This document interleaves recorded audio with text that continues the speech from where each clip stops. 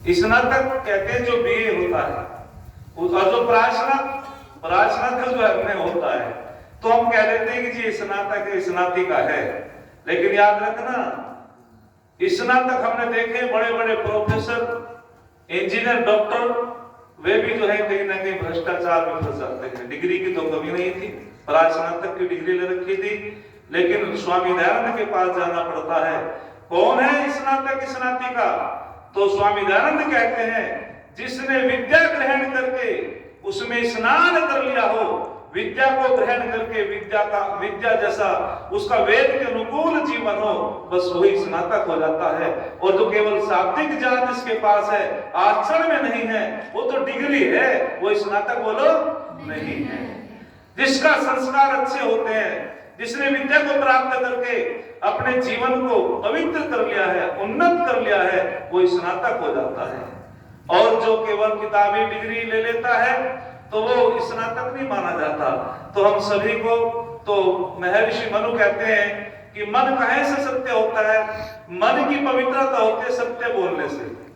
हम सत्यम वदे धर्मम चरे, हमें सत्य बोलना चाहिए और धर्म का अनुकरण करना चाहिए, तो हमारी उन्नति होगी। और याद रखना, बुद्धि की जो उन्नति होती है वो शुद्ध ज्ञान से होती है।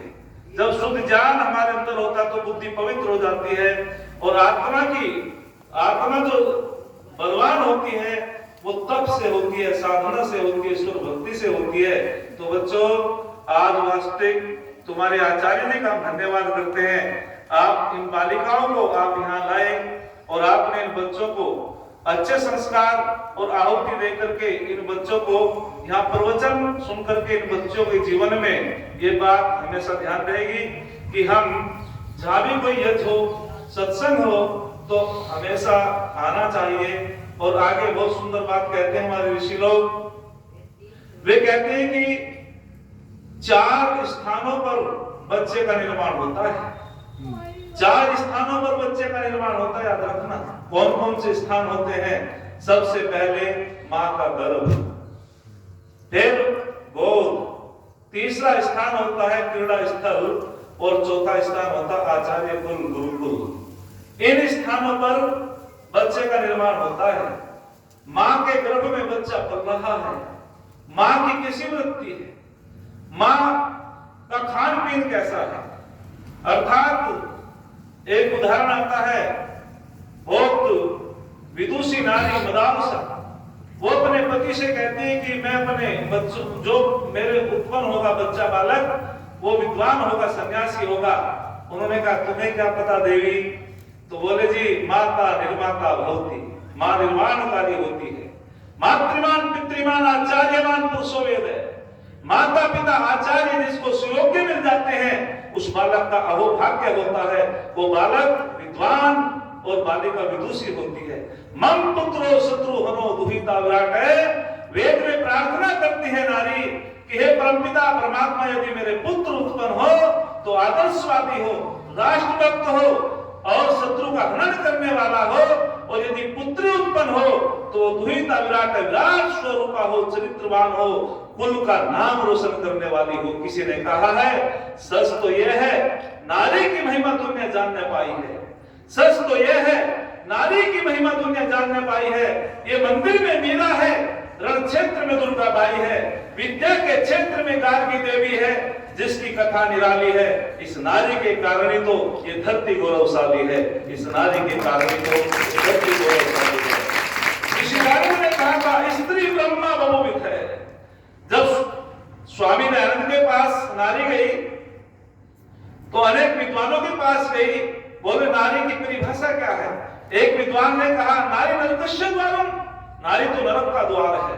फिर एक विद्वान के पास गई कि नारी के विषय में आपका क्या चिंतन है, कि नारी के अंदर तो आत्मा ही नहीं होती। ऐसी ऐसी बातें तुम्हारे लिए हुआ करती थी। पति की मृत्यु के बाद में तुम्हें अग्निकुंड में जला दिया जाता था, और यदि कोई कम उम्र में विधवा हो जाती थी तो उसकी दोबारा पुनर्विवाह नहीं होता था, वो पूरे जीवन दुख भोगती रहती थी। बताया तुम्हें किसने अधिकार दिया? एक बार इंदिरा गांधी और प्रकाश शास्त्री जी का संवाद हुआ, जो बहुत बड़े आर्य समाज के विद्वान, तो प्रकाशवीर शास्त्री जी ने, इंदिरा गांधी प्रधानमंत्री थी, वे सांसद हुआ करते थे, उन्होंने कहा मैं पूछना चाहता हूं कि तुम्हें प्रधानमंत्री किसने बनाया? बोले जनता ने बनाया। फिर शास्त्री जी ने कहा मैं पूछना चाहता हूं तुम्हें प्रधानमंत्री किसने बनाया? बोले जनता ने बनाया। बोले जनता ने बनाया। लेकिन तीसरी बार फिर कहा कि मैं पूछना चाहता हूं कि आपको प्रधानमंत्री किसने बनाया? उसने कहा शास्त्री जी मैं बार बार उत्तर तो दे रही हूं, लेकिन मैं समझ नहीं पा रही, मेरे आप इस उत्तर से संतुष्ट क्यों नहीं हो? तो आप ही बताओ, मैं तो समझ नहीं पाई। तो जब प्रकाशवीर शास्त्री जी ने कहा था कि जनता तो तब भी थी जब ऋषि दयानंद से पहले तुम्हारी दुर्गति थी, तुम्हारे कानों में राख डाल दी जाती थी, तुम्हें वेद मंत्र पढ़ने का अधिकार नहीं था, तुम्हें कहते थे कि आपका पति यजमान है, एक हाथ तेरा एक तेरे पति का, दोनों हाथों से लगा करके आहुति दो, तुम्हें यज्ञ करने का भी अधिकार नहीं था। हमने कहा फिर तुम्हें रोटी खाने की भी जरूरत नहीं थी, 4 रोटी पत्नी की और 4 रोटी अपनी 8 खाओ। इस प्रकार से तुम्हें जो है धर्म कर्म से अलग कर दिया गया था। और कुछ कहता था पैर में जूती है।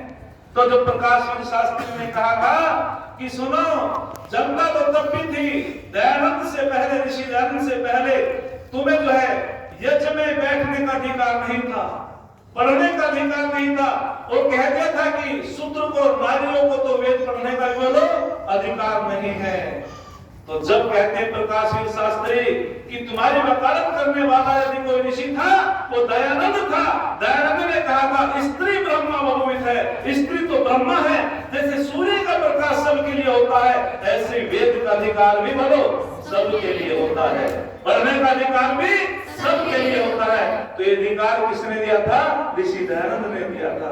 इंदिरा गांधी ने कहा बिल्कुल ठीक कहते हो। तो मैं आपके बीच में बता रहा था कि निर्माण जो है 4 जगह होता। तो मदालसा ने कहा था स्त्री ब्रह्मा मम पुत्रो शत्रु हो दुहिता विराट है, यदि मेरे पुत्र पैदा हो तो शत्रु का हनन करने वाला हो, और यदि पुत्री उत्पन्न हो तो विराट स्वरूपा हो, वीरांगना हो, विदुषी हो, देशभक्त हो, चरित्रवान हो, कुलवंत, अपने कुल की रक्षा करने वाली हो, ऐसी प्रार्थना मदालसा ने की।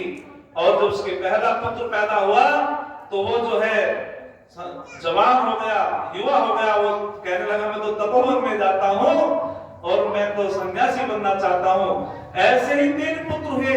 राजा को चिंता हुई कि यदि हमारे सारे पुत्र सन्यासी हो जाएंगे तो राजकाज कौन संभालेगा। तो जब मदालसा ने कहा था कि कोई बात नहीं, अब जो 4था पुत्र पैदा होगा वो स्वयं के राजकुमार होगा। उसने राजधर्म को पढ़ा, अपने कक्ष में ऋषि महर्षियों के चित्र लगाती थी और प्रसन्नचित्त रहती थी, वेद का पाठ करती थी, यज्ञ करती थी। और वो जो सीमंतोरेन संस्कार होता है जिसमें बच्चे के मस्तिष्क का विकास होता है, वो माँ के संस्कारों से प्रभावित होता है। हमसे पूछती है माताएं, हमारा छोटा सा पोता है जी, डीजे बजता है और वो डांस करना शुरू कर देता है, हमने तो सिखाया नहीं। मैंने क्यों तो ट्रेनिंग लेकर के आया। जब अभिमन्यु का उदाहरण देते हैं कि माँ के गर्भ में उसने चक्रव्यूह की विद्या सीख ली, तो वे बच्चे जो है जिस चरित्रहार, क्या बोलते हैं उसे, चित्रहार, जो फिल्मी गाने होते हैं, जब आप उसमें डांस सुनोगी तो वो संस्कार, माँ के संस्कार बच्चे पाए जाते हैं। तो वो ट्रेनिंग लेकर के आता है। तो मदालसा ने अपने बच्चों को सुयोग्य बनाया और वो लोरिया देती थी, शुद्धोसी बुद्धोसी निरंजनो संसार माया परिवर्तितोसी। हे मेरे बेटा तो शुद्ध हो, विद्वान हो। लेकिन आजकल की माताएं क्या लोरिया देती हैं कि लल्ला रोगा मत ना, कोको ले जागी, हवा जागा, वो डरे। फिर रात को कहते हमारा बालक तो डरे। और लेकिन जब हम पंजाब, हमारी जो सरदार माताएं होती हैं सिख धर्म की, वे लोरिया देती है वाहे गुरु वाहे गुरु। मुसलमान महिलाएं अपने बच्चों को खिलाती है, कलमा पढ़ाती है, लेकिन हमारी वाली माताएं वेद मंत्र उसके कान में नहीं बोलती, ओम उसके कान में नहीं बोलती, तो वो उसको डराने लगती है कि हवा जाएगा, लुल्लू आ जाएगा, कोको ले जाएगी, वो डरने लगता है। तो मैं अधिक ना बोल तो ये 4 जगह स्थान होता है बच्चे का निर्माण। वो 4 स्थानों पर बच्चा संस्कारवान होता है। माँ का गर्भ मैंने उदाहरण दिया, और गोद में भी बच्चे का निर्माण होता है। बाल शास्त्री से पूछा गया तुम व्याकरण के इतने बड़े विद्वान हो, तो वे कहते हैं कि मेरे पिताजी व्याकरण के विद्वान थे, गोद में बैठा करके मुझको व्याकरण की शिक्षा दिया करते थे और मैं बहुत बड़ा, मेरा निर्माण गोद में हो गया। फिर पूछा गया जो हमारे गुरुकुल प्रभात आश्रम के बड़े लिखे थे जिन्होंने गुरुकुल की स्थापना की, समर्पणानंद, तो उनसे पूछा गया कि आप इतने बड़े वेद के विद्वान कैसे बने? उन्होंने कहा मेरे पिताजी गोद में बैठा करके ऋषि दयानंद का जीवन परिचय सुनाया करते थे, वेद की शिक्षा दिया करते थे और मेरा निर्माण गोद से ही शुरू हो गया था। तो गोद में बैठा करके बच्चों को अच्छी शिक्षा देनी चाहिए। और तीसरा होता है वातावरण, क्रीड़ा स्थल, जहां तुम खेलते हो बच्चे कैसे हैं। बच्चे जो है यदि गलत वृत्ति के होंगे तो आप में गलत आदत आएगी। और चौथा निर्माण होता आचार्य कुल गुरुकुल, जहां तुम विद्या अर्जित कर रहे हो वहां वे शिक्षक कैसे हैं, अध्यापिका कैसी हैं, आदर्शवादी हैं, तो निश्चित रूपेण बच्चों पर ज्यादा प्रभाव पड़ता है अपने अध्यापकों का, आचार्यों का। तो हम सभी को अच्छे संस्कार ग्रहण करके आगे बढ़ना है।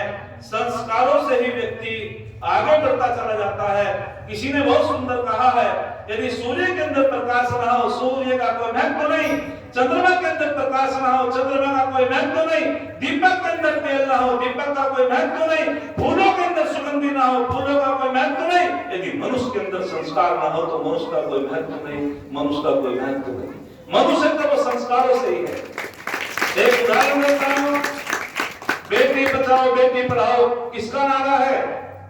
बोलो, बोलना करो, किसने लगाया नारा? बेटी बचाओ बेटी पढ़ाओ, भाजपा ने जी, भाजपा ने ये नारा लगाया ऋषि दयानंद ने। और स्वामी दयानंद के नारे को हम कहने लगे मोदी का नारा, योगी का नारा है। जब इन बेटियों को मारा जाता था, इन बेटियों को पढ़ाया नहीं जाता था, तो ऋषि दयानंद ने सबसे पहले विगुल बजाया था कि इन बेटियों को भ्रूण हत्या ना करो, इनको पढ़ाओ, इनको शिक्षित करो। भी तो बता ही रहा था आपके बीच में। तो ये बालिका और बालक एक समान होते हैं, तो इनको पढ़ाना चाहिए। और ये जो भ्रूण हत्या जैसा महापाप है, यदि लड़कियां कन्या नहीं रहेंगी तो बच्चों की शादी कैसे होगी? तो किसी ने लिखा है संसार में प्रत्येक पिता को एक बेटी चाहिए कन्यादान के लिए। जरा ध्यान देंगे, संसार में प्रत्येक पिता को एक बेटी चाहिए कन्यादान के लिए। कन्यादान है महान हर एक इंसान के लिए। अपनी ना हो तो गरीब की गोद ले ले पागल, भ्रूण हत्या से बचो भगवान के लिए, भ्रूण हत्या से बचो भगवान के लिए।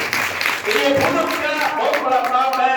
तो हम सबको ये थोड़ा सा उपदेश का समय मुझे दिया गया था, मैं अतिक्रमण नहीं करता और आप लोगों ने बहुत ध्यानपूर्वक सुना है। तो ये हमारी जो बेटियां हैं, कन्याएं हैं, निश्चित रूपेण आप कुल का नाम रोशन करती हो। किसी ने कहा था कन्या का जीवन तो नदी की भांति होता है। जैसे नदी तो कूलों के बीच में बहते, कूल किसे कहते हैं? कूल, किनारा। मैंने पूछ लिया डिग्री कॉलेज में, वहां सोमेंद्र तोमर के कॉलेज में कार्यक्रम था।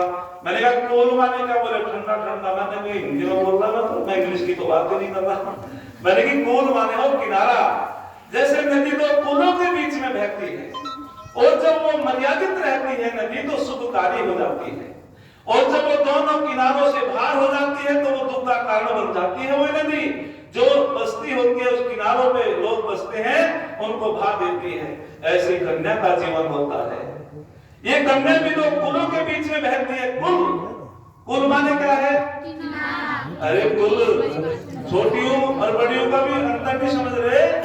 कुल माने किनारा, कुल माने वंश परिवार। मैं कह रहा कुल, ऐसी कन्या तो कुलों के बीच में बहती है। कौन कौन से कुल होते हैं? एक पिता का कुल होता है, और जब विवाह संस्कार होता है, ये तो उस ढेर का दीपक होता है जो बाहर भी प्रकाश करती है, अंदर भी प्रकाश करती है। तो ये दो कुलों के बीच में बहती है। एक पिता का कुल होता है, एक पति का कुल होता है, और जब ये मर्यादा में रहती है तो दोनों कुलों का नाम रोशन कर देती है, और जब मर्यादाओं का उल्लंघन कर देती है तो दोनों कुलों को भी डुबो देती है। तो अपने चरित्र को संभाल कर रखना बेटियां, क्योंकि आप महान हो। आप तो ऐसे देश में जन्मी हो वास्तविक रूप से ये देश ऋषियों का देश है, देवियों का देश है। यहाँ तो बड़ी बड़ी देवियां हुई हैं जिन्होंने महर्षि याज्ञवल्क्य के संवाद में, शंकराचार्य के संवाद में जो भारती देवी ने मध्यस्थता की थी, और जब जगत गुरु शंकराचार्य ने मंडन मिश्र को पराजित कर दिया था तो भारती देवी ने कहा था मंडन मिश्र की पत्नी ने, अभी मेरा पति पराजित नहीं हुआ है। जो हमारे देश में कहते हैं कि ये तो कुछ नहीं जानती, हमारे देश में तो सृष्टि के आदि से लेकर के ऋषिकाएं हुई है, जैसे ऋषि हुई है ऐसी ऋषिकाएं हुई है। उन्होंने कहा मेरे पति पराजित नहीं हुए। बोले सभा के बीच में आपके पति ने तो स्वीकार कर ली पराजय। बोले नहीं, मैं अर्धांगिनी हूँ, अभी तो मेरे से संवाद करना पड़ेगा। यदि आपने मुझको पराजित कर दिया तो मेरे पति की हार होगी। तो उन्होंने ऐसे ऐसे उनसे प्रसन्न किए गुण, और जो है जगत गुरु शंकराचार्य को 1 महीने का समय मांगना पड़ा। तो भारती देवी ने कहा तो 1 महीने बाद ही मेरा पति पराजित होगा। भी कहां पराजित हुआ है, आपने तो आन बान शान को बचाया है। और स्वामी दयानंद कहते हैं कि देवियों की बदौलत ही हमारे देश का चरित्र आज तक बना हुआ है। आपने अपने चरित्र को नहीं खोया था। 14,000 नक्षत्राणियां अपने जोहर कर दिया था, अपने प्राणों की आहुति दे दी थी, लेकिन अपने धर्म को, अपने चरित्र को नहीं खोया था। तो हमको ऐसे ऐसे इतिहास की झलकी भी सुनानी चाहिए, पढ़नी चाहिए। आप तो वास्तविक देवी हो, आपकी बदौलत ये देश, आपकी बदौलत ये समाज, आपकी बदौलत हमारा ये पूरा का पूरा भारत देश एक गौरवशाली है। तो अपने चरित्र को, अपने संस्कारों को बचा कर रखो। अधिक ना बोलते हुए मैं आपके बीच में इतना ही कहना चाहता हूं कि जो व्यक्ति तप करता है वो आगे बढ़ता है, जो व्यक्ति शुभ मेहनत करता है वो आगे बढ़ता है। अपना मुकद्दर जो शुभ है बनाते, दुनिया उनकी धूली पर घूमती है। अपना मुकद्दर जो शुभ है बनाते, और कुछ क्या कहते हैं मध्य काल में कहना शुरू कर दिया, मेहनत करने की जरूरत नहीं, परिश्रम करने की जरूरत नहीं, अजगर करे ना चाकरी, पंछी करे ना काम, कह गए दास गुरु का सबके दाता राम। कुछ करने की जरूरत नहीं है। हमारे राजा महाराजा सब आक्रमण में हो गए, देश गुलाम हो गया। नौजवान सब आक्रमण में हो गए, हमारा देश गुलाम हो गया।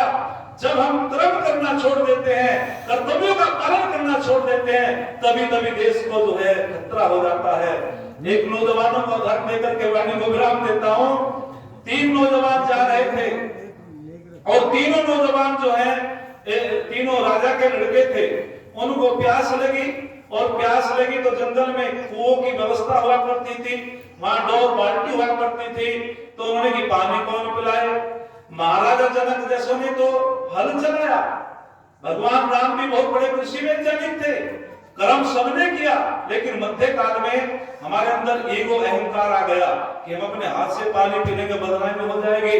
तो तीनों राजकुमार वहां कुएं के पास बैठे हैं। बोले यार पानी कौन पिलाए। एक नौजवान घोड़े पे सवार होकर के आ रहा है, उसको रोक लिया। अरे रुक भाई, आपसे एक काम है। बोले क्या काम है कि नीचे उतरो। वो नीचे उतर गया। बोले हमें पानी पिला दे। बोले तुम नौजवान हो, तुम नहीं पी सकते। तो वे क्या कहते, अच्छा तुम जानते हो मैं कौन हूं। मैं राय ज्यादा हूं। एक ने कहा हम पानी पी लेंगे, बदनामी हो जाएगी। दूसरे ने कहा अरे भाई तू पिला देता। दूसरा कहने लगा मैं नवाब ज्यादा हूं। तीसरा कहने लगा मैं शहजादा हूं। अर्थात हम तो राजाओं की संतान है, हम अपने हाथ से पानी नहीं पी सकते। वो चौथा कहने लगा भैया पिला मैं भी नहीं सकता। बोले क्योंकि मैं हराम ज्यादा हूं। तो जब जब हमारे देश में अकर्मण्यता आई, हमने कर्म करना छोड़ दिया, तो देश हमारा गुलाम होता चला गया। अपने कर्म को करो, पुरुषार्थ करो। पुरुषार्थ करने वाला व्यक्ति आगे बढ़ जाता है। अपना मुकद्दर जो शुभ है बनाते, दुनिया उनकी धुरी पर घूमती है। मेहनत ही जिनका धर्म है, सफलता उनके चरण चूमती है, सफलता उनके चरण चूमती है। आप